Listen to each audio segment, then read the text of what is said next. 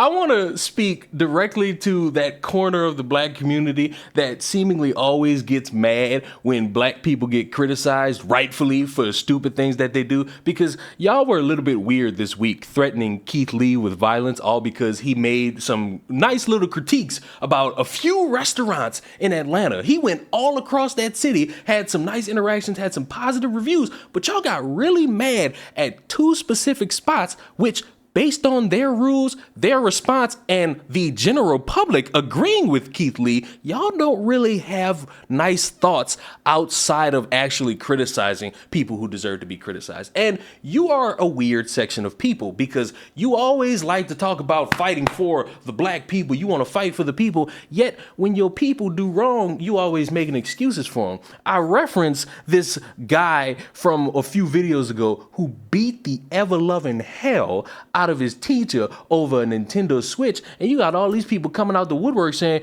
y'all defend white people who shoot up schools having mental illnesses. Oh, this kid's autistic, so he should have a little bit more leniency. And I'm only speaking for me. If you watching this agrees with me, you can also chime in the comment section down below. But none of y'all really care about the mental issues of your own friends and family, so I don't know why you trying to champion for some random person who don't deserve it on social media because you that desperate for Instagram and Twitter likes. It's abysmal and a little bit confusing. He beat the ever-loving hell out of his teacher over a Nintendo Switch. He has a past record of violence, and he's been in jail having some violent issues. That is a little bit concerning for his own safety, and that's going to be his problem to deal with, not mine. I don't care that he's autistic. And I don't care if there's a white version of him doing the exact same thing and they're also autistic. Lock them both up because they both deserve to be locked up. End of story. But to bring it back to the main point of why I'm making this video,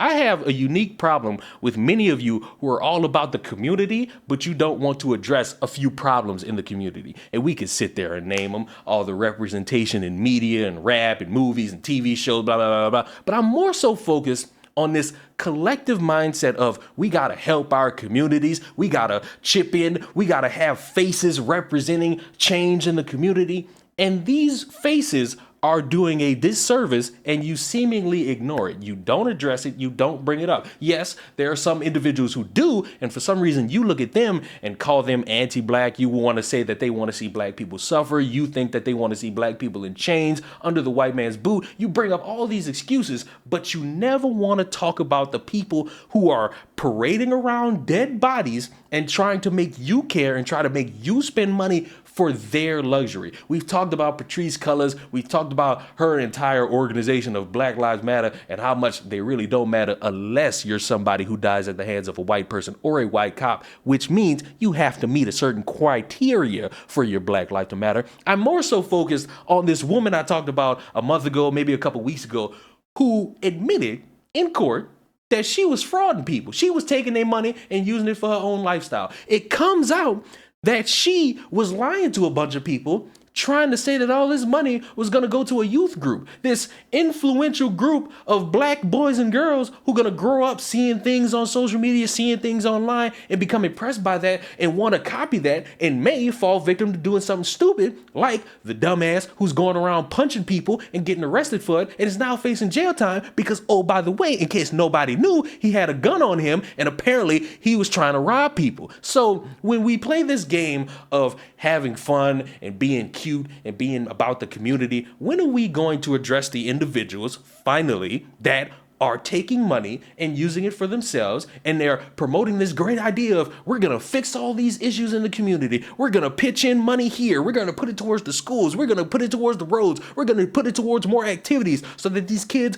don't go towards violence, but they go towards positive outcomes. And you'll sit there and hear me say that, and you'll say, oh, well, what are you going to do about it? Because since you got all these ideas, I'm telling you, it's time to stop investing in these people who are clearly lying to you. I get it. You want to be for the people. The people are asking you to stop. God is exempt from this. If you live in Baltimore City, it could be your child next. That's right. That's how real this thing is. Yep, right. So we're asking you to bring your young men and your young women to us.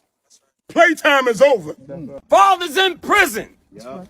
Some of the fathers are in the street leading this madness. That's right. And that children gotta see them. I gotta have kids with me and go around the corner so they won't see their father on the block slinging.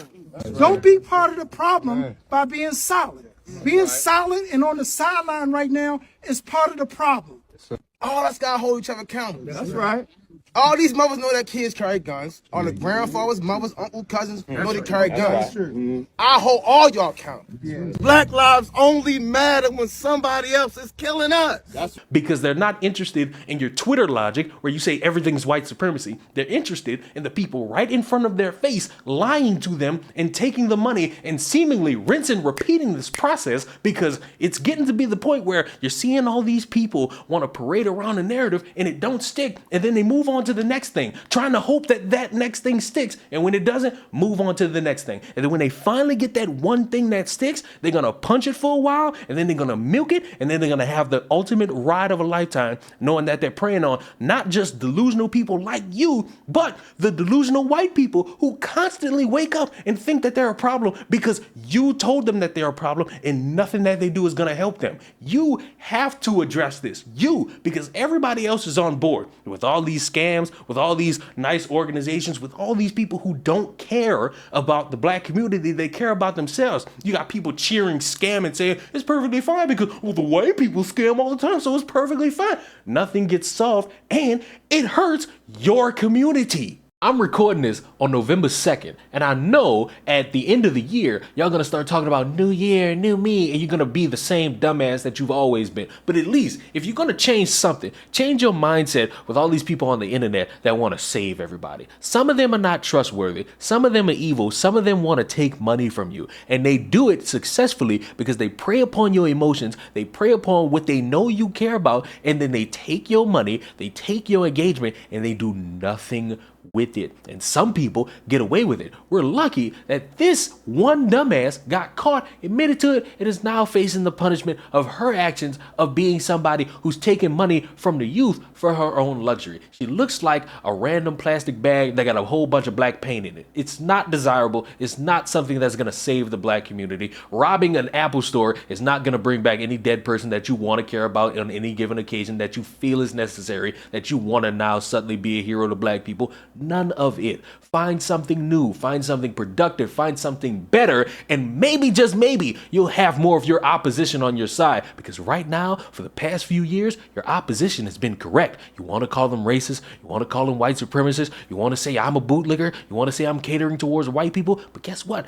They've been right. These organizations, these caring individuals who care nothing more but to save their community from the oppression that is being chained down by some white man named Steven, they have been right about each and every one of these organizations lying and scamming. Because as much as you have these starry eyes about black businesses and black organizations, I told y'all, a black person in a black business has the same ability to bend you over and fuck you over as much as a white person. I know that you're delusional, but I hope seeing a friendly black face and opening your ears would get you to understand. Skin folk, as much as y'all like to think they are not kinfolk. Subscribe to the channel. I'm gonna see y'all in the next one. Goodbye.